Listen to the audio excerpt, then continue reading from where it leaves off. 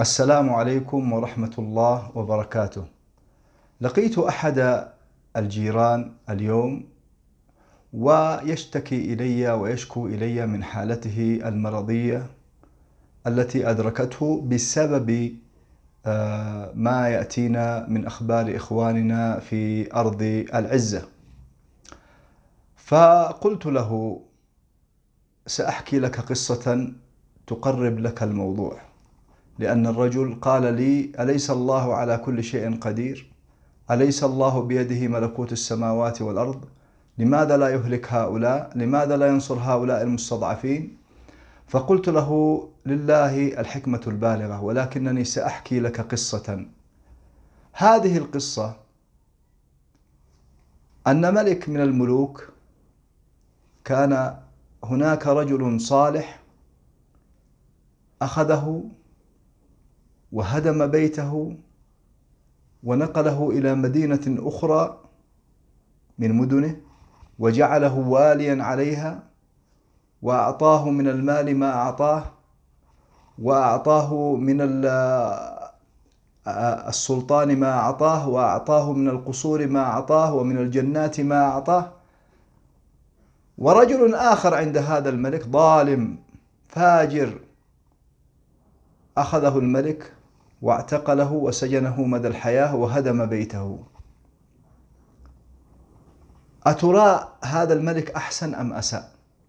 قلت له: الناس لا يعرفون بحال هذا الرجل الذي انتقل إلى المدينة الأخرى، ولا يعرفون بحال هذا الظالم الذي انتقل إلى عذاب مهين. قال لي: أحسن. قلت له: هذه شبيهة بحكمة الله، ولله المثل الأعلى، وحكمته بالغة.